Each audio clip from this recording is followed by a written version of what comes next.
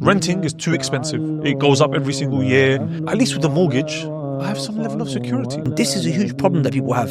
There's no real security. The landlord can kick me out at any time. He can raise the rent. He can do this. He can do that. Every monthly payment that you're making, the first 16 to 17 years, majority is going towards interest towards the lender, towards the bank. But I'm getting a benefit out of it. I'm getting something, an asset or something. It's a trap. It's a trap. So people I know will comment, okay, you guys only talk about problems, so what's the solution, right? So inshallah, Sheikh, and this is what we want to do with the fund that we're doing. Literally, we want to...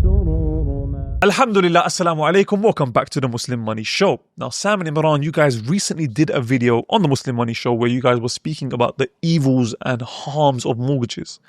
And that video was flooded with comments, with various justifications for mortgages and why they're needed and why it's an exception and why in this day and age they're a necessity. Some of them were saying, no, it's not even a necessity, but it's Islamically fine. And there were so many justifications. In today's video, we want to once and for all put this issue to bed. Address these justifications that people come up with from both a dunya perspective, but also from a deen perspective as well. So the first question I want to ask Imran, as an introduction to this topic, is why is riba haram in the first place? What are the harms of riba? Because no one will dispute that regular conventional mortgages are riba. No one will dispute that. But why is riba even wrong in the first place in Islam? Alhamdulillah wa salatu wa salamu ala rasulillah amma ba'd. So first and foremost, it's wrong because Allah says it's wrong. Allah said, وَأَحَلَّ اللَّهُ الْبَيْعَ وَحَرَّمُ الرِّبَا. Allah has made normal business transactions halal. He's made riba haram. So what you're asking me about is the wisdom, right? And I'm going to talk to you about the wisdom. I'll explain it in a second. But really, why is it haram? Because Allah said so. And this is a huge problem that people have. Akhi, look, people engage in riba, why? Because they want some type of profit, some type of gain, right? Allah Azza wa Jal is Ar-Razaq. He is the one who provides. He is the provider. In fact, He is Al-Malik. He is the owner. He's the owner of the thing that you're trying to acquire in the first place. So the Prophet ﷺ mentioned, أَجْمِلُ فِي الطَّلَبِ. Go and seek the thing, beautify your seeking of the thing that you want from Allah. And know that which is with Allah cannot be acquired in a way that is haram. So you want to get a house or you want to buy a piece of land that Allah owns. Allah Azza wa Jal owns this. He owns the materials with which you build this house. It's His property, subhanahu wa ta'ala. If you want it, you cannot acquire it in a way that is displeasing to Allah Azza wa Jal, unless you then are asking for Allah's wrath to fall upon you. So Allah Azza wa Jalla said it's haram. This is a problem that us Muslims have nowadays. And it's honestly the reason why our ummah is suffering the way it is. You know, we look at what's happening in Gaza. It's directly connected to riba. Directly what's happening in Gaza is connected to riba. There's a famous hadith Prophet ﷺ, where the Prophet ﷺ said, Sallallahu alaykum dhullan. Allah Azza wa Jalla will humiliate you. He will place humiliation over you. وَلَا يَنْزِعُ حَتَّى تَرْجُعُ إِلَى دِينِكُمْ كَمَا قال. And Allah will not uplift that humiliation from you until you return back to your religion. Until you return... By the word deen here is not religion. It's way of life. It's broader than just religion. Religion just means... It's like you're trying to make... You know, to say deen means religion is like a secularization of Islam. No, deen is your religion, it's your spirituality, and it's also your marriages and the way you raise your children, and it's the way you do business and everything else. Now, you know what's beautiful is look at the beginning of the hadith. What did the Prophet ﷺ say? He said, إِذَا تَبَايَعْتُمْ بِالْعِينَةِ. If you engage in transactions of عِينَة, which is a type of riba. It's a type of riba. Disguised as transaction. Right, it's and mortgage, by the way, is not a disguise. It's clear cut. You're accepting it, it's a riba. We'll come to Islamic mortgages later on in the video, so make sure you stick around for that. But for now, we're talking about just conventional mortgages. So إِذَا تَبَايَعْتُمْ بِالْعِينَة. If you engage with عِينَة, which is riba, disguised as if it's not riba. وَرَضِيتُمْ بِالزَّرْعِ. And you become pleased with what? Your crops. وَأَخَذْتُمْ بِعَذْنَابِ الْبَقَرِ. If you grab onto the tail of the cow. In other words, of the dunya. To the dunya. وَتَرَكْتُمُ الْجِهَادِ. And you leave off jihad. Look at the things that the Prophet is telling you you've left off, because he's defining deen for you. Because then the hadith said, Allah will not uplift humiliation from you until you come back to your deen. And the Prophet is defining, he's indicating to you, what are the things that you left off? Come back to not doing ina. Come back to not being pleased with your crops. Come back to not holding the tail of the camel. Do you understand? Holding the tail of the camel. You know what it is? Tail of the cow. The cow. Think about it. The cow is what? The cow is it a horse? Is it like a noble animal? Is it like a lion? Am I holding on to It's considered livestock. Just buy and sell livestock, cattle. And have you been around cows? How do they smell? Nasty. They stink. The back of the cat. It's a bit scary sometimes as well, the way they just... Yeah, but the really back of the cow. How smelly is that? I mean, I've never been too close. Think about it. I'm saying when you're around cows, they smell because their feces is everywhere, right? Yeah. I'm saying when you hold on to, you're being dragged by the cow. Where is the Muslim supposed to be? Where's the nobleman supposed to be? Leading. On top. No, not just on top of a cow. of the horse. Of the horse. Okay. On top of the horse. Yeah. That's where the knight stands. That's where the king is, on top of the horse. Here, no. The tail of the cow. This dunya is a cow. It's a cow. And you're holding on to the tail of it, and it's crapping on you as you're walking and as you're chasing it, right? And what's happening? And you're just pleased with your crops. I'm pleased with my dunya, my business, my kada. And then what? You're engaging in riba transactions, right? Engaging in riba transactions disguised as if it's halal. And of course you leave off jihad. Now these things here, the Prophet is saying Allah is going to humiliate you if you do these things. So when you could talk about Gaza, wallahi billah alayhi, you could talk about Gaza, you could talk about Kashmir, you could talk about our brothers and sisters, what? The Uyghur Muslims, riba is a big part of it. So. You've disobeyed your Lord. Do you understand? You've disobeyed Allah Azza wa Jal, and he's humiliating. You know it's deep when you think about it. When you think about it, it's not the Zionists that you're at war with. You're at war with Allah. You know what I'm saying? You, why is it that just deep it for a second, right? Why is it that the Zionists, the whole world, right? I think out of the 190 plus countries in the UN, all of them, except for like 7, right, are saying Zionists are wrong, and Palestine deserves its own state, give it its own state, and stop this nonsense. All of them. Yet what? It's still carrying on. It's not even, they're not even stopping. It's not them that necessarily, it's just you that you're against. You're against Allah because Allah has told you. He said, يا أيها الذين آمنوا اتقوا الله وذروا ما بقي من الربا. Oh, you who believe, stop doing riba. If you don't, then know Allah has declared war on you. Do you understand? So again, I haven't answered your question yet, which is the wisdom. If you still want me to answer it, I can answer it. Oh, I was going to answer it because I thought you were going to answer it. Okay. Go on. No, you can answer it. You answered it. But what I'm just telling you is don't disobey your Lord. Absolutely. That's the first. All right, cool. If you have $100,000 ready to invest in the next 30 days, then I invite you to join us in our real estate development project right here in Dubai. We're buying land, building an apartment block on top of it, and then selling the apartments. The projected ROI is around 50% in 2 years. That's incredible. And that too in an asset-backed investment. Like I said, if you have $100,000 minimum and you're liquid within the next 30 days, click the link in the description to book a call with Brother Sam Amin, our partner who will be heading this project. With that said, let's get straight back into the video, inshallah. What's the wisdom? Okay, the wisdoms are many, but riba is very oppressive, right? Absolutely. And you know, William Shakespeare understood it better than me and you today, right? William Shakespeare, and you introduced me to he has a play called The Merchant of Venice. And the play is around, it just so happens to be, a Jewish man who gives loans in return for riba, interest, right? And the interest he charges is £1 of flesh. Now, why did William Shakespeare come with that imagery? Because it's like when I pay the person back, when I take a loan from someone, taking a part of me, weakens me. I'm literally giving you my organs. I'm giving you my flesh and blood. You know why? Because this water, yeah, this is money. Yeah. Money is a thing I use to buy nappies, to pay my rent, to what? Buy a phone, sell a phone. Yeah. Money is what I use to buy and sell everything that I do within a day-to-day life. Riba, what does it do? It infects my money. Riba infects your money, right? It pollutes your money. It destroys the very tool that you use to buy and sell everything you need for life. So when you destroy people's money, when you destroy their water supply, you infect them and everything else. The reason why the cost of living, everything's going up, inflation, all these things are happening is because our money has been infected. Do you understand? And even those that watch Gary Stevenson, who talks a lot about wealth inequality, riba is one of the key fundamental foundations that leads to wealth inequality. The rich will get richer and the poor will get poorer because you will endlessly be paying off debts plus the interest. Plus the interest will be compounding every single year. It's going up. You're paying more and more and more and more. And even though you're thinking, wait, but I'm getting a benefit, out of it. I'm getting something, an asset or something. You're still paying way more to the lender. They're going to amass even more wealth, and they'll be able to deploy that wealth to gain even more wealth and more wealth and more wealth without providing any real value. There's no real value. Why are the prices of houses skyrocketing? Why is there such a big gap between wages and house prices? Like a few years ago, okay, cool, maybe it was here. Okay, now it's like wages have stayed the same, but house prices have gone crazy up because of interest and riba and so on and so forth. So that was just a quick brief introduction to riba. So why it's wrong. Now let's come to some of the actual justifications. I'm going to come to you, Sam, right? Because the first one that I want to address is the brothers and sisters. May Allah reward them for their restraint. They say, okay, cool. Mortgage is haram. I'm with you on that. No problem. I agree. But it makes so much financial sense.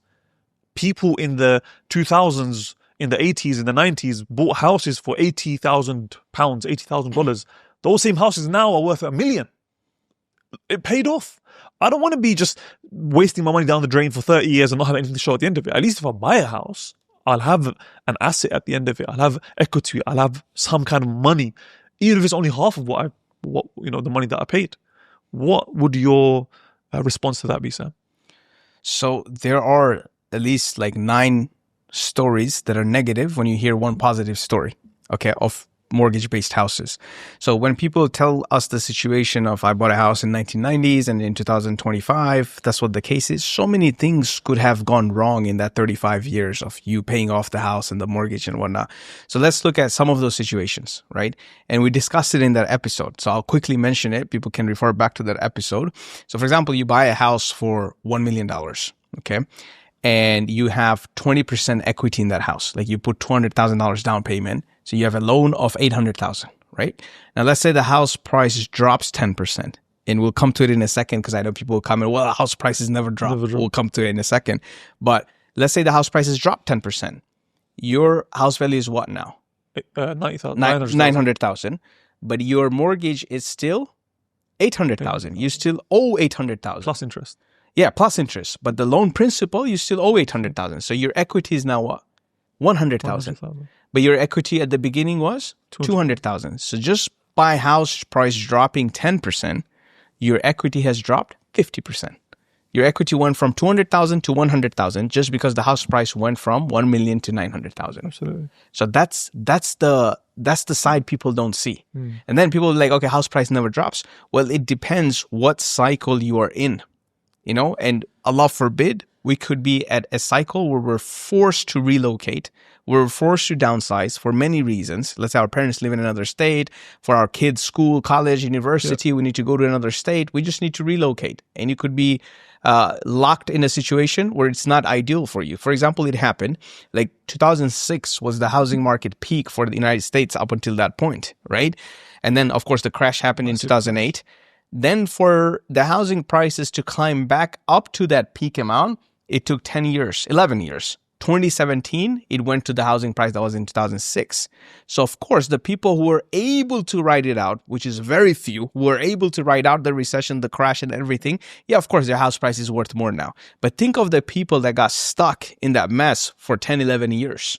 And you never heard about them because they didn't publicize their... Well, most people, they will publicize the good things. Exactly. Very few people actually publicize the bad things. Because it's shameful. You're being foreclosed, you're bankrupted, you don't want to go and publicize, hey, I just filed my bankruptcy. People just say, I got a new job in a different place, I'm moving house. Correct. Like, people might, even change it around. And it reminds me of during World War, I think 1 or 2, I can't remember which one it was, they found that certain planes, when they would come back, they would have bullet holes in particular places, right? Like this area, and this area is where all the bullet holes are. So we need to reinforce these areas. This is where the most of the bullets are hitting. But another guy realized, wait, no, you guys got it wrong. These planes that are getting bullet holes in these areas, they're making it back. That's why we're finding out that the ones that get hit in the areas where there's no bullet holes, they don't even make it back because that's the real critical area. So that's where we need to actually reinforce these. Wow. So you don't realize this, as you said, I don't know the exact number. Yes. Yeah, but you get the example of 9, let's just say for every one person who has got a successful story, they made it with mortgages and stuff, there might be 9 that got foreclosed on, that lost equity in the house, that were forced to sell, lost their job. Anything could have happened and they would have gone down the drain. But even that one story, yeah? Allah Azza wa Jalla, He says in the Quran, يَمْحَقُ اللَّهُ الرِّبَى. Allah is destroying riba. So I promise you, look into that person's life, and I uqsimu billahi azza wa jal, look into that person's life, and what will you find? You'll find problems. Problems, stress, You'll find worries, his anxiety. children. There's problems in his children.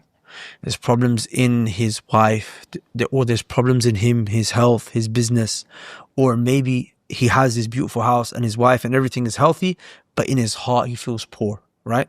And not only that, I promise you one thing. You know a person who takes riba? I'm going to say a statement that's a bit shocking, right? A person who takes riba, especially a person who does it knowing it's haram. I'm almost certain that he's got a jinn inside of him. I'm almost certain that he's possessed. And the evidence for that, and if anyone wants to be brave, wants to challenge it, please come. Allah will do ruqya on you. I won't charge you a penny for it. Allah subhanahu wa ta'ala, He says, الَّذِينَ يَأْكُلُونَ الرِّبَا لَا يَقُومُونَ إِلَّا كَمَا يَقُومُ الَّذِي يَتَخَبَّتُهُ الشَّيْطَانُ مِنَ الْمَسِّ ذَلِكَ بِأَنَّهُمْ قَالُوا إِنَّمَا الْبَيْعُ مِثْلُ الرِّبَا. Allah says, the ones who take riba on the day of judgment, when they come out of their graves, they come out like they've been possessed by the devil. They come out like they have been what? Like they're possessed by the devil, shaking, collapsing, fainting, seizures, having seizures, right? Ibn Taymiyyah, if I'm not mistaken, him and other scholars, they took from this that a person who engages in riba, it's a reason for the shaitan to possess you, even in this life, right? Even in this life. It's a reason for shaitan to have access. Allah Azza wa Jalla tells you in the Quran that drinking alcohol, why does shaitan make you do it? Right? To make you distant from the salah. Consuming alcohol, intoxicants, is to make you distant from salah. He's one of the people that are most likely to be possessed, that get attacked by these shayateen and magic and magicians, people who take drugs and alcohol. Imam Malik said, I looked at the whole Quran end to end to ask myself, what is the most destructive thing for a person to consume? And he said, it's riba. Worse than alcohol. Do you understand? It's worse than alcohol. The way Allah Azza describes it. So these people, akhi, what benefit is you're the 1 out of 10 whose house price went up? Akhi, you've got shayateen in your house, bro. Your children, it's so scary. So that your children, it's like the man, isn't it, who raised his hands for dua. Yeah. And the Prophet sallallahu alaihi wasallam said, how would his dua be accepted? Even though he did all the things you're supposed to do. Yeah. He raised his hands. He was a Muslim. He raised his hands. He used the name of Allah, Ya Rabb, which is one of the most beloved names of Allah, to ask him for, right? And he was a traveler as well, right? He's a traveler as well, which is another reason for your dua to be accepted. But subhanAllah, the Prophet said his food is haram, his clothes is haram, everything about it, like is haram. How can he expect his dua to be answered if the house in which your family unit is based in is built on a foundation of haram? How can you expect your dua to be answered? There's a brother, right, I met, and I think about him often, subhanAllah. And, he is a very wealthy man, right? And he engages, his livelihood is connected to riba. And he mentioned it. He said, look, I make money from riba. And I'm telling you it's haram, and I know it's haram. And he will even tell you that, these Islamic finance guys that try to make it look halal. I'm telling you it's haram. I know it's haram. And, he tells me about, he talks about his kids and how beloved his kids are to him and how he's raising them. And I always just think, I've never met his kids, but I always just think, subhanAllah, bro, you're feeding your kids riba, man. So You're putting food in your beautiful, lovely kids' mouths. In a house that's haram. It's built on a foundation of haram. This food is earned from riba, bro. It's so scary. You're putting the essence of riba in his belly, bro. Right? He might have a job that's permissible. That is in that case, I think the brother is in a profession. Oh, yeah, sorry.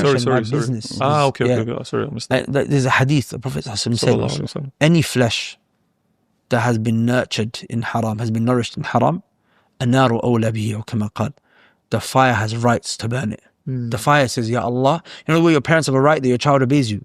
The fire has a right, Ya Allah, it's my right to punish this flesh, to burn this flesh. So even if you're that one, no, akhi, don't. Before we move on to the second justification. Yes, quick one, Sheikh, on this point, on the justification. So one good thing about real estate, which I'm a big proponent of, alhamdulillah, it's a big hedge against inflation. Yes. Okay. So people miss a point here. It's a hedge against inflation. So yes, in 1990, you bought a house for 80,000. In 2025, it's 800,000. It has gone up 10 times, right? But what we forget is, how much did you buy the gallon of milk for in 1990? How much did you buy your depreciate? Exactly, and how much did you buy your train metro card for in 1990? Everything is 10 times or more. all the housing essentials that you need have gone up 10 times or more. So if you have done the investment, the house, with cash, Sharia compliant way, then yes, you hedged against inflation. You're at zero. Okay, you made the right investment move. But now you're thinking you made the right investment move, but you did it with mortgage. You're just hedging against inflation, but all the points Sheikh mentioned by displeasing Allah. So don't think my 100 grand is now $1 million and I'm on a shopping spree. No, you have just hedged against inflation. And if that's a house you're living in, you have just hedged against inflation. There was no cash flowing or anything coming in, right? So you have not profited. You've just hedged against inflation. So hedge against inflation, we're a big proponent of it, but don't do it by displeasing Allah, and don't think that you're now 10 times worth because you're literally just hedging against As when you inflation. say hedge, you mean just keeps up. Keeps Yeah. up. And that's the beauty about real estate. It does keep up. It does keep up. But don't think this is a, like, keep up with it, but do it in a Sharia compliant way. Another related justification to this, people say that, look, what are the other options? Renting is too expensive. It goes up every single year. There's no real security. The landlord could kick me out at any time. You can raise the rent. You can do this. You can do that. So at least with the mortgage, I have some level of security. I know what I'm paying. The price isn't going to go up significantly. It's more secure. What would your answer to this point be? Sheikh, it's a trap. It's a trap. So there's a few layers to it. So in the US, I don't know how it's in the UK, the 30-year mortgage is amortized, meaning every monthly payment that you're making, the first 16 to 17 years, if your payment is $2,000, you're paying out of the $2,000, it stays fixed at $2,000. Majority is going towards interest, towards the lender, towards the bank. The capital doesn't get reduced. Capital does not get reduced as much. You would think, okay, if I'm paying every month, in 15 years, I should have paid half if it's a 30-year mortgage. But no, you have not paid half. For 16 to 17 years, you have paid more towards the interest, right? Now, average American, it used to be they live in one house for 11 years. Then it came down to 7 years. As of recently, the data, I forgot where I read it, most likely Redfin or Zillow, average homeowner in the US stays in the same house for only 5 years. So 5 years, you have not actually paid literally, practically, virtually nothing towards building the equity of your house. If you're moving every 5 years, you're just paying interest to the bank, which is instead of paying rent to a landlord, you're paying interest to the bank because you have not actually owned anything where your equity has increased. So a lot of people don't even know how the amortization works. Absolutely. And the second trap is, now that once you get into it's a mindset issue. Once you get into the trap of, okay, now I need to buy a bigger house, a better house in a better location because my cousin did, my uncle did. It's a competition, it's a status, and we talk about it. You're doing things that you don't, to impress people that you don't like with money that you don't have. Right? You're doing that. Now, once you get into that mode, in that mindset where you open it up, now these mortgage brokers are going to promote products to you, which are very tempting. For example, Insurance. 3-2-1 or 1-2-3, something like that. Like the first year, it will be one payment, which will be very low. Then second year, it's going to increase a little bit. Then third year, it's going to increase a little bit. Then for the 27 years, it's going to remain the same as long as the interest rate reduces by then, right? So you get into these traps where you are prone to market interest rate fluctuation and everything, which none of us have control over. Even the president of the United States cannot reduce the interest rate if he wants to tomorrow morning, right? So nobody knows. Nobody has control, right? So you are putting yourself in these situations where the next thing, okay, I don't want to get embarrassed. I don't want my house to be foreclosed. I'm on a mortgage. You're sending your wife to work. Since we started making content for righteous and rich entrepreneurs, I've gotten so many messages from brothers who've been inspired and want help making money online. They're hungry for financial freedom so they can seek knowledge, do hijrah, and live life on their terms with Allah's permission. But here's the truth. I can't help you. I personally only work with 7 to 9 figure entrepreneurs. With that said, there is one brother that I trust more than anyone else that helps beginners start their online businesses with Allah's permission. In fact, I've sent him dozens of brothers already, and time again, he's helped them make consistent money online. Look, I have a lot to lose by putting my name behind someone I don't have full confidence in. But this brother, I've vetted him and his team and his method. I trust him with Allah's permission. Which is why I'm ready to risk my 10-year plus reputation on telling you this brother, he will help you make money online, inshallah ta'ala. So if you're interested, go to the link below and you can apply for his mentorship. With that said, let's get back into the discussion. And then you got on top of that, in America at least anyway, you got property taxes, which Oh go my up God. every year. Yes. Some places you got HOA, Yes. homeowners association. fees. Yes. You got insurance, which sometimes goes up every 6 months. Correct. Right?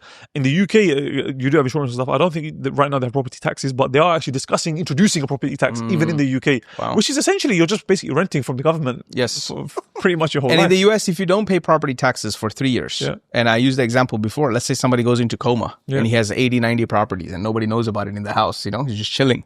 SubhanAllah, something happens, he goes into coma. 4 years later, if he wakes up, he owns none of these properties. Government just seized all his properties and they'll pay him nothing back. Zero. Just because you do not pay property taxes for 3 years. So do you truly own it? Yeah, and then on top Do you of that, truly own the land? on top of that, no, but then you got people that will actually get into a mortgage for a leasehold property.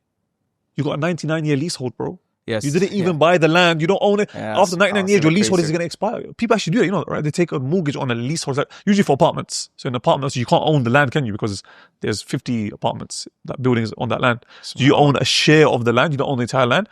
And you're basically renting it for 99 years. And people are actually taking this. Some of them don't even know. They don't know the difference between leasehold and freehold. No, I mean, Shocking. The question you asked about these guys feel like it's more secure. Just ask everyone that lost all their houses in 2008. Yeah. and look, and on the topic of it being more expensive, right? You can find different areas that the rent's lower. Like me, when I was looking to rent, when I first was moving out, my whole life I've lived in East London, and then I spent about 4 or 5 years in North London, but in the same kind of area, Tottenham, Leighton, Walthamstow, they're not too far from each other. The rent in London was too much. Like for what I wanted a nice new build 2-bed in a particular, thing. I tried to find it in the area so I could be close to family, close to the thing. I couldn't find it. I moved to Slough, which is on the other side of London. Furthermore, it's outside of London. So you got London's here. M25. Yeah, it's outside M25. I moved to Slough because there I found something within my budget. Yeah. You can always find a way. Don't come to me with rent's too expensive. Your standards are wrong. You've come in with, entitlement. You're on your high horse. Oh, I deserve, a 2-bed or a 3-bed, and it has to be in this area with this school, with this school, with this school, with this school. Therefore, it's permissible for me because the mortgage is going to be less than the rent. Bro, just move somewhere Also, else. at this current day and age, at least in America, that also statement is not factually accurate for the last 2 years. Sometimes, after mortgages are many higher. decades where it reached a point where renting is actually cheaper officially in America than buying a Because house in mortgage. interest rates have been going up. And, Exactly. And yeah, you're And the right. property taxes and everything else. Your landlord can increase your rent, but the government can also increase your taxes. And there are ways. So sorry, Chef. Just quick point on that. I mean, be smart. Like you're a smart person. Negotiate with the landlord. Get a long-term lease. If you know, like this is an area I'm going to live in, why are you doing a 1-year lease? Yeah. Do a 3-year lease. Lock them in. Do negotiation the same way you would do for anything else. Yes. So it's not like, oh, landlord's he has all the power. No, you are the one. You're his customer. So you can negotiate. It's all negotiable. And it Everything's actually negotiable. gives you more freedom. Let's just say you need to move. For Exactly. whatever reason, let's say hijrah, for example, comes up. Yep. You realize, you know what? These trans strippers coming into my 4-year-old school and stripping in front of him, I want to get him out. You might struggle to sell your property. You're tied to that place now. You're stuck. You might not be able to get out. It actually causes a lot more problems than one might actually realize. And on top of that, it all comes back to it's haram. It's haram. There's no barakah in it. Can I ask a question? Yeah. So the question you've asked of people who might be struggling financially, right? And they're like, look, rent is cheaper than mortgage. Sorry, a mortgage is cheaper than rent, which we've established is not. But an argument, Because you can find places where it's going to be less. right. So we've reviewed. Like, for example, in the UK, a 2-bedroom, well, this was a few years ago, maybe it's different now, but 2-bedroom, for example, in Leighton, it's about £1,500 a month for a 2-bedroom flat.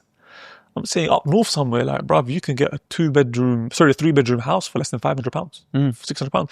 The quality you're going to have to compromise. But bruv, who said anything in this life was easy? 100%. But I'm saying that tackles a concern from a particular demographic, right? Finances, yeah. But some people look at buying property as an investment, Sheikh.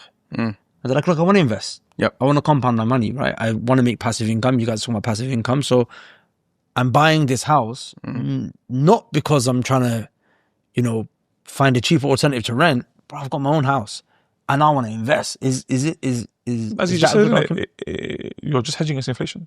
Yeah, so of course, we are proponents of investing in property, investing in real estate, all that. And I was just going to, while you're mentioning that, Sheikh, by no way we're not saying don't own a house. If that's what you want to do it. Like, I own my house, alhamdulillah. If you're like, man, I like But it. was it an investment for you? No, it's not an investment for me. So the two things here is the house you live in it's not an investment for you, number one.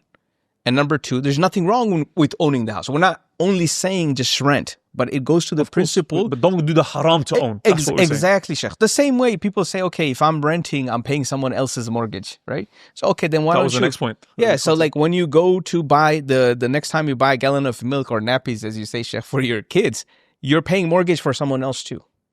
Right? That store owner probably has mortgage on his. So how, like, what kind, how does it make sense? So stop buying nappies, stop buying gallons, like start owning, gallons of milk and nappy factories or something because you don't want to pay someone else's mortgage.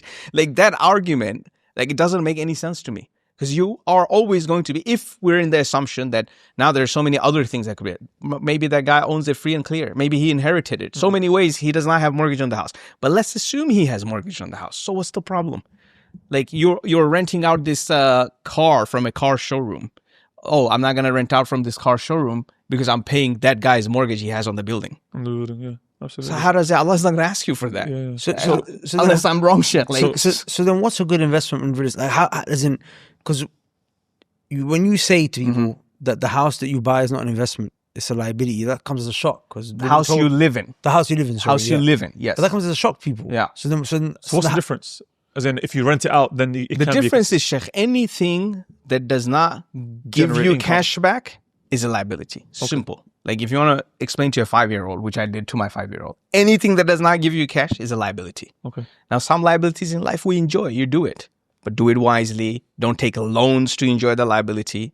Not everything, this coffee cup could be a liability. Anything could be a liability, right, Sheikh? But you do it wisely. You don't take loans to buy, to enjoy your liabilities. So you have to first get it straight. It's not an asset. It's a liability, right? Second is, there's so many examples, Sheikh. Brothers put cash together. Oh, I don't have so much money to buy real estate. Its average house value in my area in city of Warren is, let's say, $250,000. I don't have $250,000 to buy a rental property. Let's say now they agree on the point. Okay, the house that I buy is not an asset. Now I want to buy a cash flowing asset, but I don't have this much money, so I go to the bank. Why? There's so many people that I know in my locality, they pull cash together. There's the committee. So for example, on a $250,000 house, if you were to take mortgage because you cannot afford it, you're putting 20% down payment, $50,000, right? And you're taking loan for $200,000. So we established the fact you have $50,000. So now instead of going to the bank to get the other 80% or other $200,000, go to 5 other brothers like you, 5 other families like you. You're going to anyways get prorated rent for your $50,000 portion. Get 4 or 5 other guys who you trust, who you know, and there's many. If you go to a local masajid, if you're praying in Jama'ah, there's so many brothers. I'm talking about America in my locality. They have $50,000 in their bank account. They don't know what to do. All of you pull together, buy that house for $250,000, assign a person that's a real estate professional within your group to operate it, to manage it, pay him management fee, or get someone else who can do it for you. Like, there are no reasons. But how do you make money though? As in, when you say we come together, we all put in 50K each, 250K, we buy a property. Yeah. But what are we doing? Is it rental income, isn't it? Rental income. You're talking about rental income. Rental income, buy a property, and now if you're on level 2, if you're a little bit more experienced, buy it for $250,000, a $300,000 worth property. Yeah. So you have $50,000 equity, and you're getting rent. Yeah. Before you know it, your cash flow is going to be so much you can quit your job and make hijrah here. Then you're not worried here. Or as you said, refurbish it. Yes, and flip, fix it and flip it. Yes, so many things. Just to give you an example of someone who did this, I actually was mind blown. Because I want to come back to what you mentioned about the... But I just want to show people that these things are possible, right? Yeah. There's a brother I know, right, who has been financially struggling for a few years now. Lives was given him a lot of hardships, tests, right? A lot of tests, right? A lot of tests. Recently lost a child, May Allah have mercy. I mean. And like, when I say financially struggling, he's ups and downs, had some stability, but there's been, he's been trying to basically make money. Like he's had income, alhamdulillah, but he's been trying to make a certain amount so he can just do hijrah, get out, so on and so forth. SubhanAllah, I spoke with him the other day, right? And he told me we just secured a property in Knightsbridge. Which is round the corner from Harrods. He said, literally, you step out of our property, a few steps, no exaggeration. He said, you're at Harrods. And he said, it's a 4-bedroom property, right? And that's exactly what he did. I don't know exactly how many people came together, but, someone came with the cash and, whatnot. Let's assume a couple of people came together with the cash and said to him, listen, you manage it. and he's just refurbished the whole place. Allah barik. He's teamed up with a guy who's got Airbnb. My point is that, you know, When there's a will, there's a way, but people lack the will. but it's They not give even, in too easy. But it's not even that. It's not even that there's a way. It's that Allah make you wait before you see the way. This brother, one thing because when I happen to know this brother's story, right? I've seen the smiles and frowns, the ups and downs. Most people, inshallah ta'ala, once he makes it, are going to hear, he found a guy that helped him secure a deal in Knightsbridge, right? And, you know, fronted the cash, and they're going to hear the pretty side at the end. They're not going to hear the last 5 years. Struggle. The brother was buying little items from here, trying to sell it, standing outside the masjid, doing this, doing that, getting the job, getting sacked, kada, kada. They're not going to know all of that. Like, Allah will make you wait before that opportunity comes. But when a person who fears Allah, when every penny he makes, and he actually is non-stop working, his brother's a hustler, non-stop working, Allah barik, but relying upon Allah, that's when you get these type of Staying outcomes. with haram. Yeah. Similar two stories quickly I want to mention. Sure, Very quick. So, for example, one brother I met at the gym, he moved from Australia. Literally, he said he watches Chawit Mabai. So he's been watching for a long time. Literally, he said, I forgot which episode. He watched that episode and he told his wife, we're packing bags and leaving. Just Wallahi, like that. Literally just like that. Because he's been watching for so long. He's been compounding in his mind. Alhamdulillah. So he made the move. So, you know, I was at the gym working out. He comes and shows me he's watching Chawit Mabai. So he comes to me. But the point being, now what he's doing is, we are white labeling our construction company for people who already have real estate experience back home. So for example, he has real estate building experience in Australia. So now he's pooling funds together, 7 million dirham, and we're doing some villa development in Jebel Ali Hills. We're going to white label it. So it's going to be completely their branding, but we're going to do everything. Now somebody might say, oh, 7 million dirham, always talking big numbers. We're doing the same for another brother who moved from Texas in Ajman. So the total investment will be 1.3 million, 4 million dirham, 400,000. He pulled it together from all his buddies in Texas. And we're going to flip it for like 2 million dirham. We're white labeling the whole thing. So we're operating it and we're showing him how next time we don't even have to do it for him. So he saves some money. So he's learning, he can do it himself. So by the virtue of using his network and connection there, putting it together. So there's so many ways to get into real estate. I don't know why do you have to think mortgage? Absolutely. Let's revisit this point that you mentioned, where people will say, I'm so sorry. Because you just hit a very powerful point there, Sheikh. There's so many other ways to get into real estate and make money. Actually make money. You don't have to get into mortgage. And but the reason why people don't know that, and this is what you need to understand, is that the reason why you don't know is because the whole mortgage thing is an advertising campaign for the people that do the stuff that actually makes money from real estate. Yeah. Like the guys who actually make money from real estate. They needed huge, massive banks and hedge funds. And bro, they in order for them to do what they do, they needed to sell you on the mortgage. So it's in American Dream. Yeah. Astaghfirullah, I was part of it. It's not like it's clean slate all the time. I was part of it. So I know the inner game. Yeah. You know, and the way they can market and manipulate and maneuver you, it's unbelievable. So coming back to this issue of, if I don't pay my own mortgage, I'm paying my landlord's mortgage. And this is just utter stupidity. I'm sorry, I have to say it, yeah. As you said, it's utter stupidity, because there's so many, as you said, there's so many layers. Number one, how do you know that your landlord has a mortgage? Exactly. He could have inherited it. You could have bought it out in cash. You could have done as you said, pulled it together with multiple people, bought it. Number one. But number two, even if he does, these are two completely separate transactions. Exactly. You can't connect the two and say, because I'm paying rent to a landlord, which he might use it for his mortgage, no problem.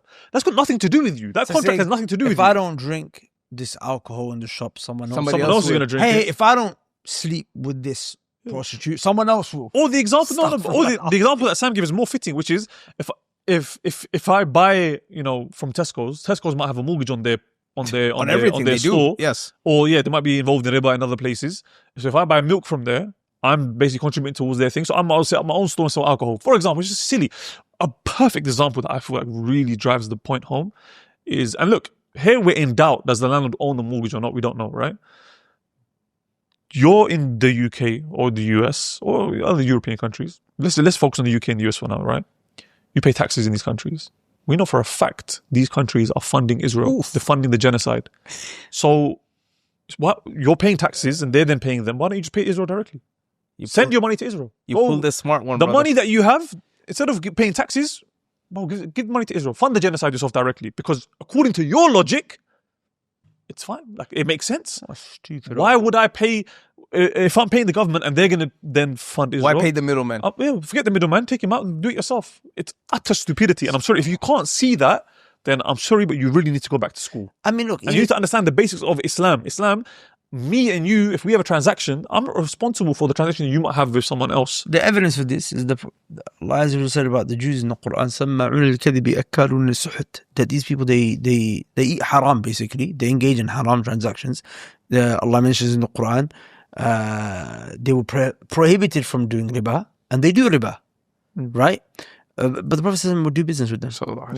Yes. And it did not affect, as in it doesn't affect you, what they do with their money. The difference is that if for example, I'm going to do business with you, and I know that you're going to take my money and you're going to buy alcohol, you're going to take my money and go to prostitutes, so that's a different story. If you have certainty, that's a different story. Yeah, 100%. Another thing though, right? And this, someone took it to another level. I saw a comment. Certainty, I don't think it has to be certainty. It can be ghalabatul dhann, but just cut it out. Yeah, calm. Unless you know, just say unless you know. Yeah, unless you know. There's one comment I saw, he took it to another level. He turned around, he goes, listen, we live in a fiat system, fractional reserve banking. We're all touching riba. We're all in riba anyway. Even if you're renting, bro, even if you're not even renting, we're all in this system and we're all touching riba. So therefore, like, this is just a little bit more riba. This is a little riba. We're all guilty. Again, just utter stupidity. Fear Allah as much as you can. That's what you're told. If you can avoid the banking system in totality, avoid it. But the reality is, this is something that's unavoidable. Things out of necessity can become permissible, right? If there's no other option, if there's no other alternative, things out of necessity in the deen can become permissible. But who said getting a mortgage for a house is a necessity when we've already established that there are so many different options out there? It just doesn't make any sense. And people need to wake up and realize that, bro, reality is, unfortunately, sometimes it might be a case of weak iman. You don't have the iman to be able to deal with the hardship that comes, the struggle that comes with giving up the haram. Work on yourself, bro. Work on your iman. It's the weak Some people don't have just weak intellect. weak intellect. Some people it's inferiority complex. Some people it's fear. What's going to happen to me? What are people around me going to say if I don't own a house and this and that? Like the iman thing, bro. Like, I understand if there's as in, it's still haram. Like a man who commits zina with a woman who he was extremely attracted to, she was beautiful, you know? Like, hey, the mortgage is not even beautiful. Sheikh, can I give you some pushback? Mm-hmm. I don't know if they commented this. I did not look at his specific comments, but I know some people told me, or some people do say, that defined riba is not even riba. Mortgage. We're not talking about Islamic mortgage, just the traditional just traditional mortgage is not even the riba that Prophet ﷺ speaks about or Islam prohibits. On what basis? So the basis is it's not oppressive. Like, you are agreeing, you're signing, nobody's taking a pound of flesh from you. I don't know if we're going to go in this episode. Even at the time of the Prophet ﷺ, no one took a pound of flesh. I'm People just saying, so were giving riba. Yeah. They were agreeing to it. yeah. I'll pay you 1,000. Yeah. You pay me back 1,500. You agree to it because you need the money in that No, moment. but the argument he's making is that we're not seeing people as in look. Number one, if it's there was a sister almost 10 years ago. She sent me a message on Instagram. She said, if I drink alcohol, I don't get tipsy. If I drink 1 cup. So is it allowed for me to drink 1 cup? Because the illah for alcohol being haram is that it makes you tipsy. The reason why it's haram is make you tipsy, right? So what you're saying intoxicated, sorry. So there's a principle in fiqh which is an-nadir la hukma la, that the rarity, it doesn't have a ruling.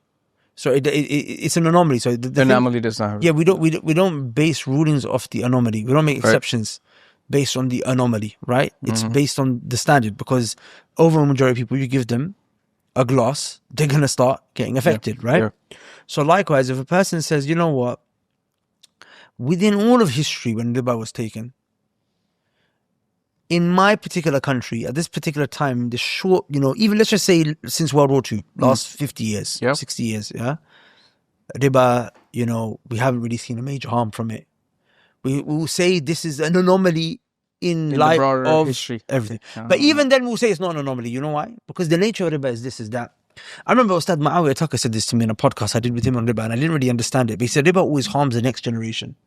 more. course. He goes, when you're dealing in riba, he said, you're stealing from your children. We're seeing that now. And People I'm are saying our children can't afford houses, and they're blaming it on migrants. What they don't realize is it wasn't the migrants that did it. It was the Granddaddy. system. It was granddaddy, And bro. Tucker Carlson, we actually did a podcast recently. Remember, he said the greatest threat facing America right now, he said, is credit cards. So if Tucker credit, Carlson riba. can understand it, why do some Shi'ud don't understand it?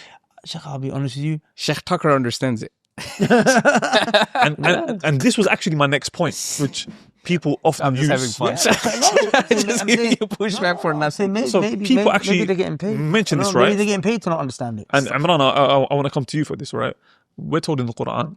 First of all, look, majority of people watching. But I don't think we just drove this point home, right? Which is that, as you mentioned, that this generation is the most in-debt generation. People are paying for lunch, breakfast, lunch, dinner, and buy now, pay later. Tacos, yeah. I was baffed. I went, where did I go? Bro, I went somewhere the other day, and I saw one of these buy now, pay later apps in a shop where it's buying like $40, $50. no, it was a shop where you buy like donuts or something. Yeah. I can't remember what it was, but I was like, no way, buy now, pay later for this. Do you know what I'm saying? I'm saying the reason why that pandemic exists. Remember, products get introduced to solve problems. The problem is people don't have money, bro, to buy lunch, dinner, which is why you go to a fast food place and buy now, pay later. This generation is the most in-debt generation in America for over 200 years. Yep. That the children will have less money than the parents. And that's because ever since World War II, mortgage, loans, they were just pushing the buck down, and now their grandchildren and their great-grandchildren having to pick it up. And by the way, there's another thing I've seen. So it is oppression, that's the answer. Another thing that you've seen as well is a lot of the time, actually, what are the biggest family fallouts based off of? What's the biggest family fallout? Siblings don't speak to each other for the rest of their life based on what? Inheritance? Inheritance, yes. And a lot of the time you find this inheritance is based on haram. Yeah. Took out mortgages for this inheritance. Of course it can happen in halal inheritance, no one's saying that.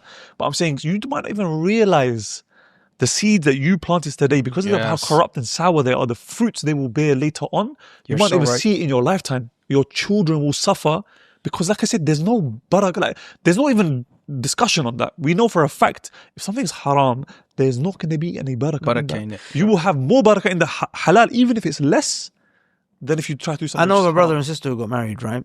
And the brother's a practicing brother, right? And the sister wasn't that practicing. She became practicing after. But the brother was the practicing guy. And he was like, he got an apartment on mortgage. And I remember I was like, but that's haram. And he's like, oh, no, the first one's permissible. You know that kalam that they come with? So I swear by Allah, when he did it, in my heart, I had this feeling that, man, I'm going to get divorced. And a year later, I got divorced. So, this is a nice segue onto the next justification, which is people say, look, and majority of people watching this that are they're not going to be scholars, right? They're going to be the general layman. And laymen, we're told in the Quran, فَاسْأَلُوا أَهْلَ الذِّكْرِ إِن كُنتُمْ لَا تَعْلَمُونَ. Ask those who know if you don't know. Yeah. So if I'm coming now and I'm seeing that there's, has come out and said that first mortgage is permissible. In fact, he might even come out and say mortgages in general are permissible. First, second, third, fourth, get as many as you want, no problem.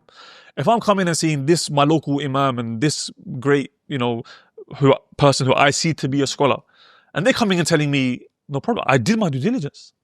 If I've asked someone and they tell me it's permissible, it's halal, is it upon me to do any further due diligence? Can I just take it on them? Is the sin not going to be on them on the day of judgment? Potentially, but look, well, you have to understand, there are some things in our religion that are known by necessity, right? And now you have guys that are talking about things that are known by necessity and they're going against it. Like, for example, my man here is not talking about the hadith science being questioned.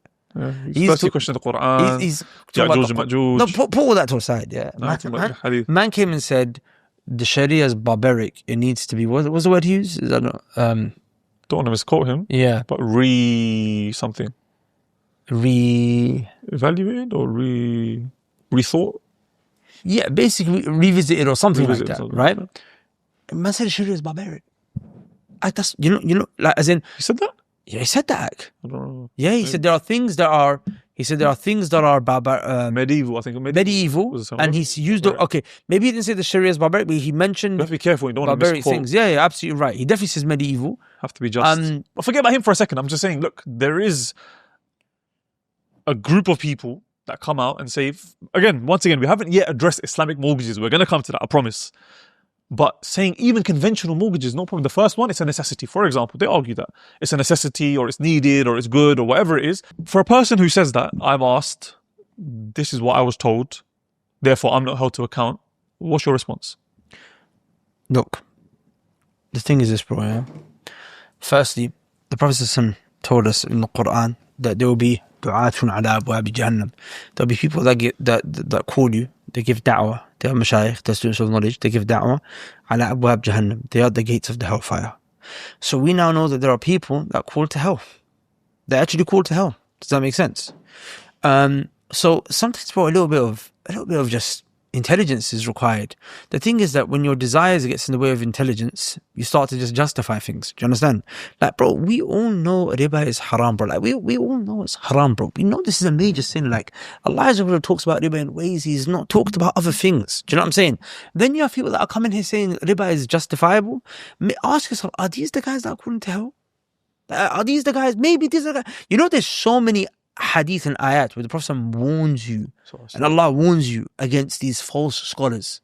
The Prophet said people will come, right? People will take fatwa from them. فَيَضِلُّونَ وَيَضِلُّونَ, right?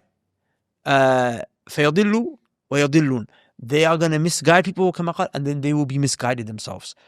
As in, they will give fatwa to misguide people and they themselves are misguided. Do you understand? The Prophet said, one of the things that I fear for my ummah the most is the munafiq, right?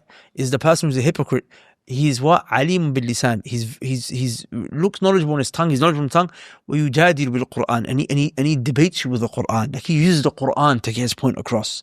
I'm saying, like, Allah Azza wa Jalla talked about the man who Allah gave him so much knowledge, right? And then what did he do?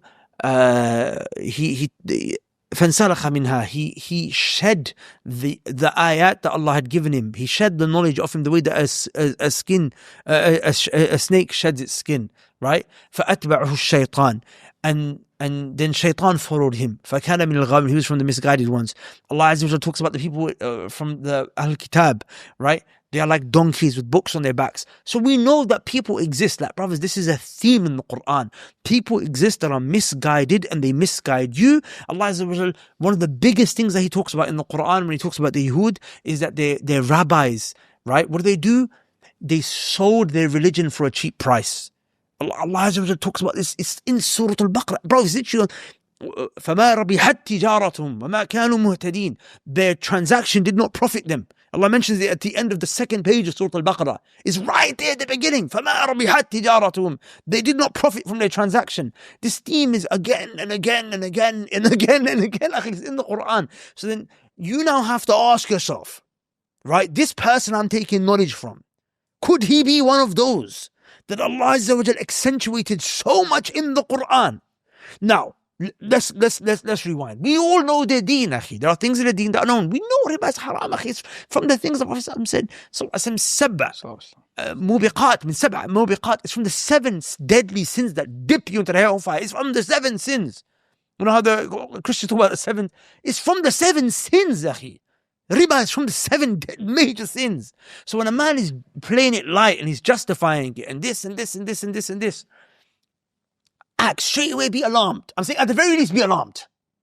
At the very least be alarmed. And then when you find that the same guy says, you can sit next to women, and the same guy says you can shake hands with women, and the same guy says, the Quran is maybe not preserved. And the same guy says if Umar ibn Khattab took a test in Aqidah, he would fail. And the same guy says that, the Sharia needs reform.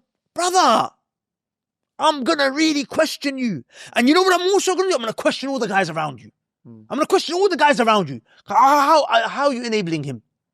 What's the difference between them enabling him and the United States enabling the Zionists? No difference. Right? Who allows the Zionists to get away with what they get away with?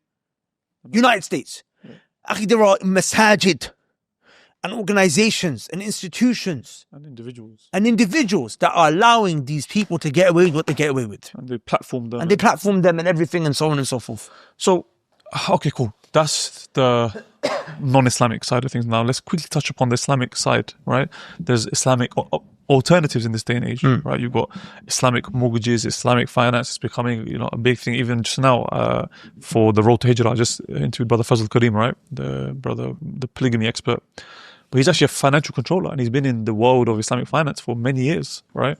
So I actually asked him towards the end of the podcast, I said, well, out of curiosity, you've been in this for many years, right? You worked in different companies in different countries and places in the world of Islamic finance. Like, how Islamic is Islamic finance? So he was like, look, I'll be honest with you, it's a techie one. Like, there's areas where things are good and things are bad. Because I believe there's people have two extremes. Some people say it's like getting a bottle of alcohol, putting a hijab on it, and saying it's halal. Because it's not that, but it's also not crystal clear cut, halal either. Like, there's elements you have to look into it. And I say, look, let's simplify it. Let me ask you a question. Do you take the view that if you go to a restaurant and they say that it's halal, that it's acceptable, that's enough for you? He said, yeah. I said, yeah, me too. That's the view I take. I don't go around and start doing an investigation. Prove to me, when did you buy this chicken? Which farm did it come from? Let me go to that farm. Let me see, do they use any slangan or not? Do they use this? No, if he says it's halal, I'll take their word for it. It's halal. Do you do the same with Islamic finance? He was like, no. I'll look into it. Like I said, so the fact that you don't have that same level of peace in your heart when you come to this, that you do want to look into it. Because I said, look, me personally, I've been trying to find halal finance options for cars for a long time, both for business and for personal reasons as well. I don't like putting large amounts of capital into one thing.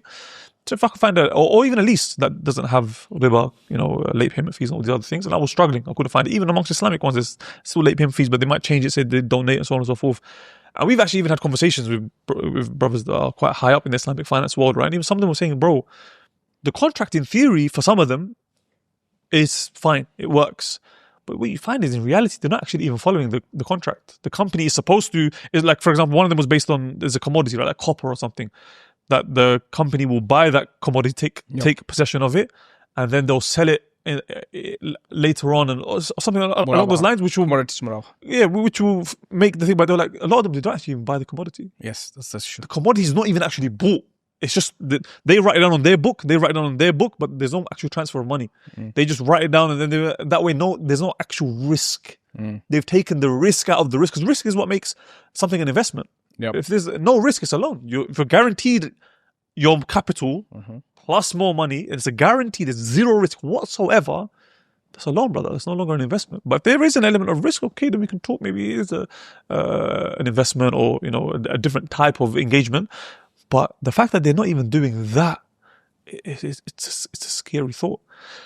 From your experience, Sam, let's focus, because I assume majority know about America, right? Yep. The Islamic financing options when it comes to mortgages and so on and so forth. Because a lot of people say, bro, they just changed the word riba, interest to profit. That's it.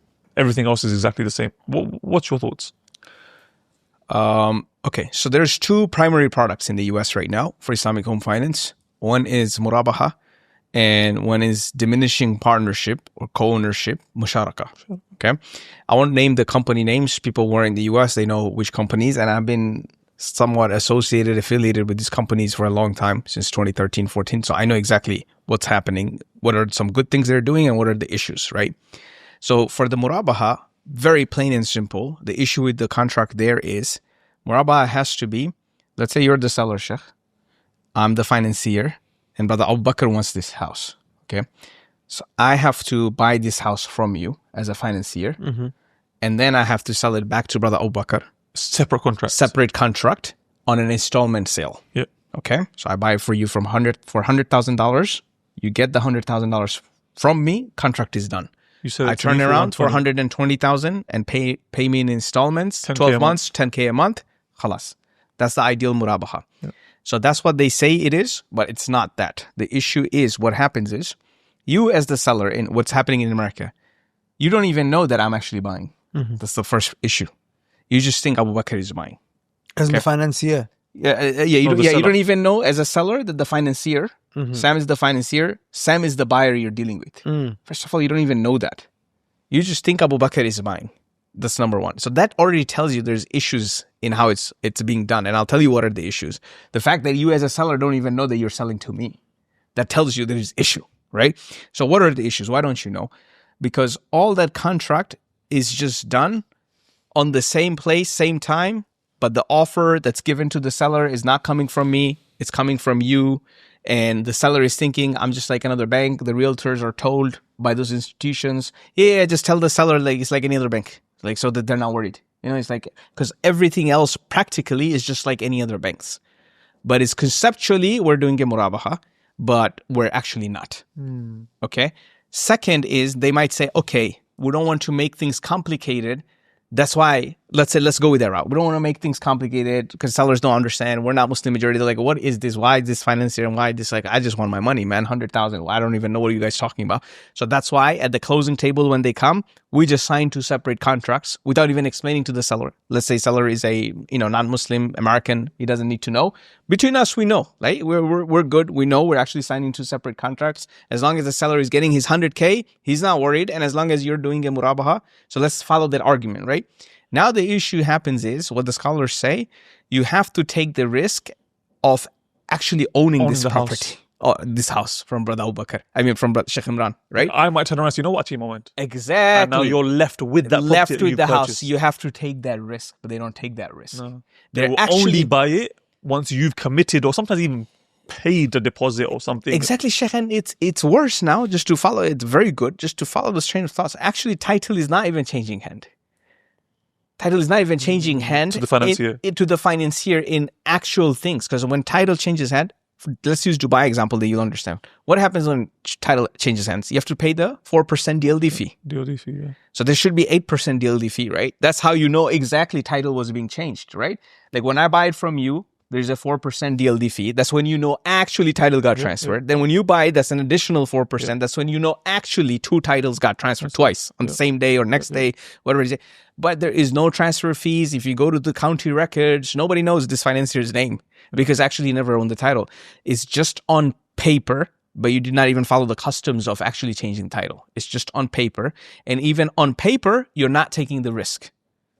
So these are the holes in the narrative of just to bring people up to speed. Like, what murabah in the Sharia is basically, I sell you something, but I tell you what the cost price is and I tell you what the profit is.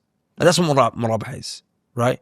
Like for example, I sell you this phone. I said to you, the phone was £500. I'm selling it for 600. So it's basically just letting you know. It's letting you know what the cost price was and how much profit I'm making. Do you understand? And the reason why... And the profit can be based on installments. You can be that. That's if the you buy second it one time, 600. If you buy it every month for a year, it's going to be 100 a year, which is 1,200. Which is called bay'u taqseed, right? Think of it like you know how when you sell something, you say, look, the price for this product is £1,000 if you pay £100 a month, but if you pay it all up front, £700. Yeah. Right? You can have 2 different prices based on these circumstances. That's not riba. So what's supposed to be happening here, if I've understood correctly, right, Sheikh, because I'm not familiar with this with how they do it, but just so the people can follow, is that there's supposed to be a third party which is doing the murabaha sale, which is saying, hey, look, I've bought the house from so-and-so for $100,000. I'm going to sell it to you for $120,000, right? It's just letting you know that the extra you're paying me is my profit, basically. But not interest, it's my profit. That's even the wrong way to frame it. Okay, go on. The financier should be just looking for properties that are good price, below market, that they think, you know what, I can sell this to someone. Yeah. We don't know who yet. We're not going to wait for a guaranteed buyer to be I'm just saying, already in contract before we buy it. I'm saying assuming there's a buyer. Yeah. But I'm saying, like, if someone was to do this in an actual halal way, it would be someone that's got low capital. Yeah. I can find properties that are below market value or even at market value, but they're like, you know what, this, I can sell it to someone on a 5-year payment plan or 10-year payment plan, 20-year payment plan, whatever they can afford in terms of how long they need to wait for money to come back. And I'll make 10% on top. And even if they were to call that interest on the contract, it's not haram, it's not riba. Remember, not every interest would be riba. Even if you were to say, turn around and do bay'u taqseed and say, cool, it's 1 million if you buy it outright now, or pay 100,000 for 12 months, 1.2 million. And they say that extra 2% or 20% is interest. No problem. Because it's not based on a debt. there's no problem. You can call it whatever. You can call it whatever you want. Yeah. Remember, not every interest is, even though in this day and age, interest usually is riba. But I always use riba, not interest. But the point being is that if someone was able to provide that service, it would absolutely be permissible. But the problem we find is that in theory, they claim this is what we're doing, but the reality on the ground, unfortunately, so that's why tends to be different. That's what I asked, because I'm like the people, I don't understand this. You do, Sheikh. No, genuinely, I don't. Okay. I genuinely don't. As in the way they do this halal mortgage in America.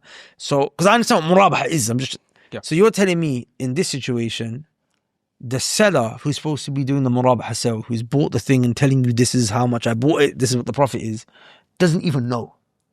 No, the financier is supposed to be that seller, Sheikh. Okay, the financier is supposed to be yes, but the seller doesn't even know that he's selling to the financier. Why doesn't he know? Because actually he's not selling to the financier. I'm basically taking a loan from him, buying it from you. But what it's supposed to be is you sell it to him, he then sells it to me for more. Yeah. But that's not what actually happens. There's no exchange of title deeds. You're not even in contact with him. You don't even realize he's even in the picture. How can we murabaha? Because he's basically paying on my behalf. The whole point of murabaha is that I tell you I've purchased something at cost price. So the way it is murabaha, but you're saying I haven't actually purchased it. No. So the way it is murabaha, Sheikh, is because I'm putting as a financier. That's what I'm saying. It's being done on the contract, and that's why you're signing. So it's murabaha. This just reminds me of other issues like late payment fees and all these other things. So many other things, but it's just the basic. Those things. Let's now put it to debate. Let's debate it out. Let's figure out the best way forward. Because if somebody's not paying, what do I do then? And look, we're not saying that. Like, I don't want someone to think we're anti-Islamic finance. If there is an Islamic finance option that's there, use it. I mean, we can then have a discussion. Is it even smart? Is it even financially? Does it make sense to put this? Because a lot of the time, I heard Dr. Yasir Qadi say, and that when it comes to I think it's on mortgages, say that we don't have a halal option, but this is the most halal. the bottom line, it's haram. But it's like the least. But the bottom line, but you know what?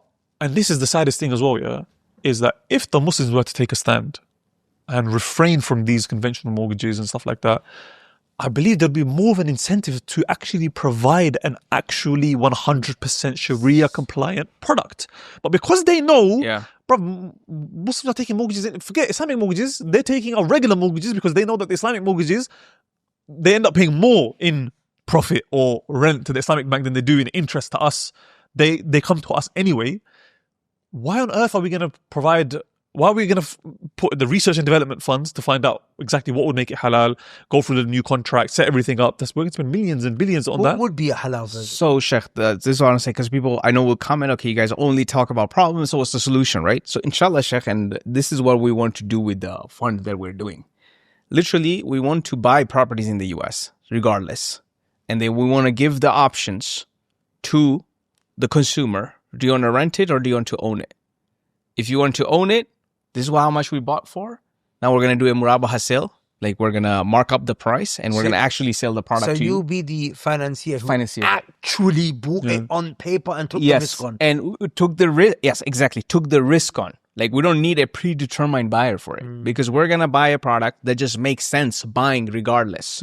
Now we'll leave two options, maybe leave a window, like apply if you want to own this property, or we're going to just put it on the market for rent. And regardless, as investors, as financiers of this property, we'll make money. We'll make money from it. Yeah, and if we can do this, inshallah. This is a project you're actively working on right now. Yes, and if we can do it, so the math we're doing, Sheikh, Sheikh, the math we're doing is, and that's why you need big funding, but at least we go in with $100 million. With the average, like median home price in America of being $350,000, to make the math easy, let's say you can buy 3 homes with $1 million, we can do it for 300 homes. That's 300 families. Why America? Because the West needs it. No, I think we should do it in Muslim countries, man. Just to encourage people to come to Muslim countries. If you want the actual real halal option, leave the West. MashaAllah, Sheikh. Honestly, every time I'm with you guys, I'm like going back and redrawing my whole strategy. Honestly, because it will incentivize people. Okay, now you do have an option. What's your excuse now? You're saying I can't do hijrah because this option and that. Brother, you got the halal option to actually get Islamic finance on a house, own it. Most likely it can be cheaper as well. And that's nothing as well. Like another option is, bro, just live within your means, live below your means, save up. Like I'm not saying it's easy. But people in the comments actually were saying that, you know that, right? There's actually people in the comments saying, bro, I lived in I can't remember what you said, 1 bedroom or whatever it is for this many years, and saved my salary, and now I bought a small house in this area that's thing, but I own it outright. Yeah, there's so many inspiring comments too. We did not mention those. Yeah, that's the one thing I do want to mention about it. There were a lot of negative comments. There were so many positive comments. People saying, bro, I was in riba heavily. Yeah. I let go of it all. My life has changed. It's like the problems and stresses I had have disappeared. But Sheikh, the way I look at it, and I don't want to make podcasts about that, because there are some legitimately Muslims there, especially if they have elderly parents, that they can't move with them or they can't leave them. You're right. But I feel like, you know what it is? If you make Give a it solution. an open option. Yeah. I think both, bro. Like at the end of the day, let's just say people are not Gonna do hijrah anyway. At least give them a halal alternative. You're right. Like riba is a mad thing, bro. Like give them an option to not do riba. But then you're not gonna do riba, but your son's gonna come home saying, I'm a girl. Who? Oh, oh man. Okay, but then there's riba and then tranny. It's just one more. Yes, May Allah protect our children. Like, my point is, look, you know what? Alhamdulillah, we're not people that are stubborn. We're people that, you know, consult with Imam, stuff like that. Just find out. If it's calm, it's calm. Anyway, on solutions, so we mentioned, look, just rent, number one, right? The Musharaka, you didn't explain that one. Musharaka, can I quickly Oh, yeah, sorry. We have time? Sorry. So, Musharaka, the issue is, okay, conceptually, we're diminishing partnership, meaning, like you own 20% of the house because you put 20% money. Yep. You, Mr. Abu Bakr, I'm the financier. I put 80% money. Yep. We're 20-80 owner. Yep. Okay. So every month you're making a payment. Out of that payment, that's how they explain the product. Out of that payment, a portion is going towards The rent for the 80% I own. the rent for the 80% I own, and the portion is going towards acquiring the 80% I Buying own. 80%. So acquisition and rent. Okay, this is conceptually good. Now what happens? Allah forbid you're enjoying the house. Forget about what happens. Now what happens every year when the tax bill comes? Who's paying the tax? Property tax. Property tax. 80-20. No, you're paying 100%. And the explanation they give is, well, you're the only one enjoying the property, so you should pay the 100% tax. That's how they make sense of it. So then, okay, it becomes a little bit gray. Then comes... But I don't know if that would make it haram in and of itself, though. That's what I'm saying, Sheikh. Yeah. It just Okay, makes it a little bit gray. Little bit gray. Okay, no like, problem. okay, No but problem. they explain it. Because you're enjoying the house. Okay. So you're enjoying the school. Okay. You're enjoying the It's a little bit hospitals, gray. everything, the roads. I'm not even living there. So that's what the property tax is for, right? Okay. Now what happens if the house has an issue, needs maintenance? Again, you're enjoying the house. You're abusing it. You're using it. You pay. Okay, good.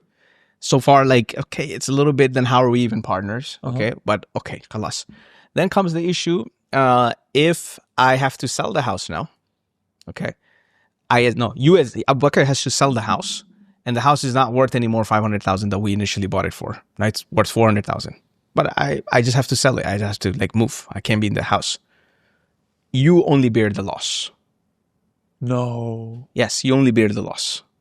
No. But they will say the upside, well, it's profit too. You only bear the profit. So technically what happens is it's not actual partnership. Again, wrapped around Mushkila. as a partnership. It's not actual partnership. So the actual Islamic version would have been, if let's just say, as you said, it was worth 500 when you bought it. You put in 100 grand, they put in 400 grand. Yes. It's now worth 400 grand. Yep. We take the loss. What would happen is, so 400 grand, 20% of that is 80 grand. 20, So yeah. you get 80 back from the sale, yeah. and they get the remaining 320. They Yes. made a loss of 80, you made a loss of 20, Yep. and you will go your separate Yep. ways. But here, the thing is that, and this is the thing, right? Banking, loans, mortgage, etc. It's one of the most lucrative industries in the world for the financiers. Yes.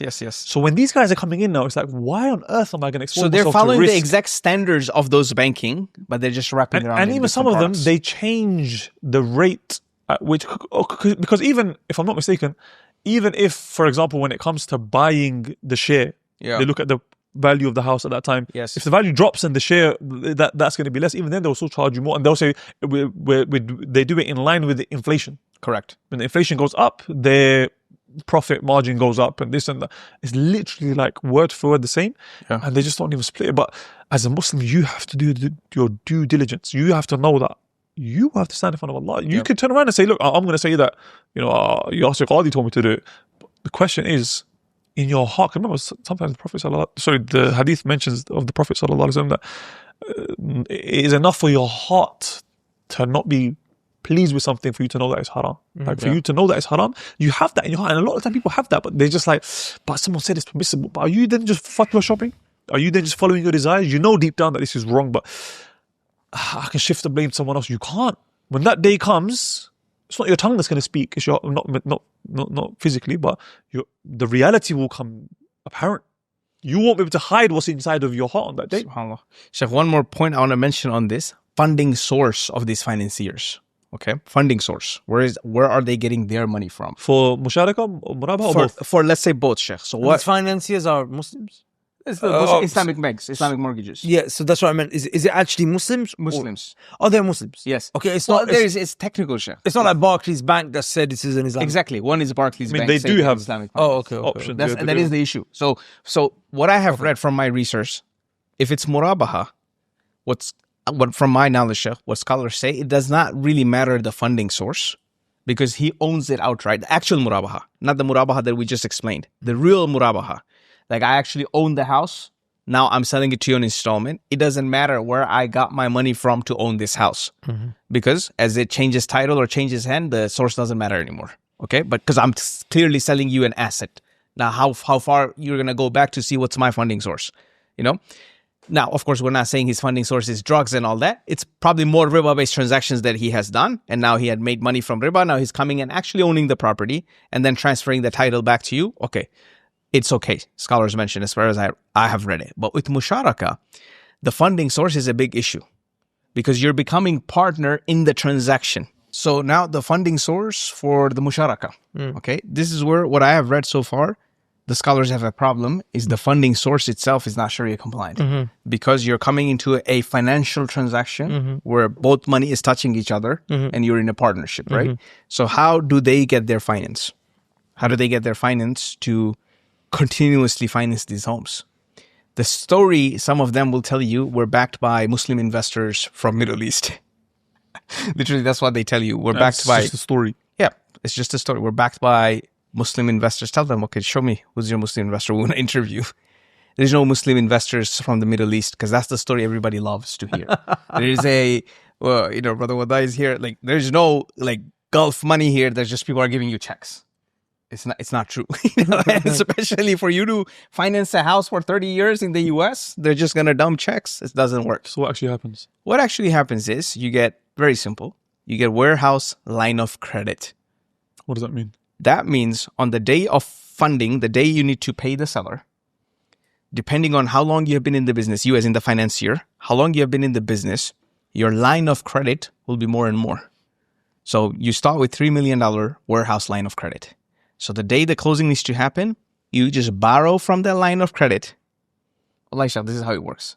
Because I've been in the game. You borrow from the line of credit. Which is an interest-bearing riba. Of course. Who's going to give you from line of credit, Sheikh, without interest? Like, is it charity? So borrow from the line of credit on a high interest rate and you pay the seller off. Okay? And you borrow it on a short-term loan. This is a 7-day, 10-day loan. You pay the seller, the buyer owns the house. Okay. Now you have this loan contract. What do? And now you also owe to the warehouse line of credit. What do you do at that point is you sell that whole contract to Freddie Mac, Fannie Mae, which are the secondary market in the US. So they will buy the whole contract. The story doesn't end there, Sheikh. They'll buy the whole contract. They'll pay the warehouse line of credit and you, Mr. Financier, will make your little commission. Okay? And that Freddie Mac, Fannie Mae, that mortgage they got, they will buy mortgages like that from thousands of companies. And these are millions of mortgages. They'll pool them all together and they'll create mortgage-backed securities. Yes, which is what actually caused the financial crisis. Exactly, because they did not underwrite it well, right? Like for commercial, they did not underwrite. They just gave mortgages to whoever and whatever, right? Now those mortgage-backed securities they create, now these are safe investments for pension funds, for all these funds, because these are people's houses. They have put 5%, 10%, 15, 20% in the house. They don't want the housing, like they're not going to leave their house or whatever. So safe investments, I'm getting 3 to 4% a year. This is what the bonds, mutual funds and everything. So this is the whole system. And so it's halal for the first 7 days. Oh, if it was halal, if everything else was fine with it, yes, it's just for the first 7 days. Correct. But if that's not the case, and even the first 7 days, because the warehouse line of credit and everything. The warehouse line, sure, you're right, absolutely. Yeah, because so even from that moment, they're borrowing money from warehouse line of credit to finance this transaction with a wrapped around Islamic finance contract. Because even the reason why that's important when you mentioned about the line of credit is because, as we mentioned earlier, you're right. Like your transaction with someone else is separate. But if you know that that person is going to do something haram to be able to facilitate your transaction, then it's haram for you to transact with that person. An example of this is, I mentioned, I don't think I mentioned it here, but I mentioned it in my road to Hijrah with that brother, Fazl Kareem, the issue of car financing here. Right? I found a company that does leasing and finance, and they were willing to remove all the haram contracts, right? But they had two options. Either we got existing cars that we've already leased out to customers, we rent them out, and now they've got, 30,000, 40,000 kilometers, and you can finance this, buy it from us directly. Or we can get you a brand new car from a company, but then we're going to get it on finance from that company, which will be a haram finance or a haram lease with, late payment fees and so on and so forth. But our contract with you will be halal. But I said, I can't do that, because in me coming to you for a new car, it necessitates that you have to go and do a haram transaction yourself. Therefore, I can't do that. Therefore, I can only look at the used cars that you have, and I'll buy one from those, no problem. But my point is that, as you said, that warehouse line of credit, the fact that they have to indulge in haram in order to facilitate your halal transaction, it makes null and void. So on this point, people might ask, how do you know they sell this story? The 30 million, the Muslim investors came together. I was part as an employee of one of these companies in 2013. When I was just moved to Michigan. Wow, I was 21 years old. And literally, and he's still the VP of the company. I'll mention the company name. This is one of those companies. They do Murabaha, and I think they have other products now. It's owned by another company, which is a bank. So the bank owns it. And that bank is owned by a Jewish gentleman. I don't know if he's a Zionist, Orthodox Jew. I have no idea. But he's a Jewish gentleman. He owns that bank. And that bank owns this Islamic finance company. Okay. Now, the VP of that company, when I joined, he was training me. So, he's training, the objections and rebuttals. So this is, any sales organization you're part of, they'll tell you what are the objections and what are the rebuttals. So one of the objections is, of course, some Muslims ask, okay, so what's your funding source? So he said, tell them that some Muslim investors got together and they put $30 million together, and that's how they started. And now, one led to another. They're making profit, then continuing to do it. Well, I believe that story. I'm 21 years old. It's a phenomenal story. And it inspired me actually to become one of those Muslim investors one day that put together $30 million and do it, right? Bismillah. Then, of course, once you're in the game, in the industry, you learn that none of this is true, because it can be true. You're owned by a bank. So bank is taking warehouse line of credit and funding. Why is this Muslim? What is this story? So it's completely made up fake stories. That's crazy. Goodness me. Look, advice would wrap it up with, you guys, is just fear Allah, man. Like, how many times have we seen, and the success stories are there, brothers that left off haram for the sake of Allah, and Allah replaced it with something better. I mean, myself, as an example, in 2018, I wanted to rent a little hatchback, a Volvo V40. Committed, paid a deposit, then I read the contract, and it said late payment fees. I spoke to them, nothing they could do. I cancelled it, I lost my deposit. I was young at this time, bro. I'm like about 20 years old. 21 years old. And I left it off, and now alhamdulillah I'm a partner of a supercar rental company. Alhamdulillah, I can drive what a story, supercars whenever I want. And again, left off mortgages, but in a couple of years, inshallah, we'll be able to buy a house, a mansion if we want it outright. Yes. Because everything comes from leaving things off for the sake of Allah. And even if you can't in this life, your reward will be there in the next life. And that's what matters. You're here worried about my security for the next 40 years, my children for the next 40 years. What about eternity in Jahannam? You're risking eternity in Jahannam for 40 years of alleged security, which we've already established it's not actually secure. In this dunya, does that even make sense to you? Is that even a smart investment? Is that a smart choice? If there was a financial advisor, would he tell you, risk eternity, forever, never ending torment in the hellfire? And even if someone says, I'm a Muslim and eventually I'll end up in Jannah, we know the severity of the hellfire. Companion Abu al-Dahda gave up 600 trees, right, Sheikh, for one tree in paradise. Look at that. Look at the mindset they had, the mindset we have. And if we link it back to Palestine, right? What did the Prophet ﷺ say? He says, there'll come a time when all the nations will gather upon you like feast. Animals feasting, right? And not necessarily animals, but like you would call people to feast. Like they call people to feast, sorry. And the Sahaba, they were confused. They're like, would we be little in number? The person, no, you'll be vast, huge, like the frost of the ocean, right? Like, you mentioned that after, but it will be vast number. You'll be vast in number. And so the question is, but how? Like, well, you know, and the Prophet mentioned, wahm will enter into your heart, which is love for the dunya and fear of death. Love for the dunya and fear of death. Is there anything that signifies your love for dunya more than you waging war against Allah because you're worried about not having a house that you own? Is that not the clearest sign? And let me ask a question. Billah alik, anyone that owns a mortgage, would you like to die today? Not would you like to die today, but would you be content, happy dying today? Or are you hoping, inshallah, I'll pay the mortgage off, I'll do tawbah, and then I'll die. At least I've done tawbah for my mortgage, and then I can go to Allah happy, you know, I repented, and you don't know, man, you could die tomorrow. And are you happy? Are you ready to die in a state with a mortgage hanging over your neck? With that said, any final comments before? Yeah, I would say, like, especially when you've got options, people like Sam, like, actual, if you're saying this is an investment, if it's not even an investment opportunity, but here you've got him and his investors that are actually becoming multi-millionaires on the back of actually 100% halal investment opportunities in real estate.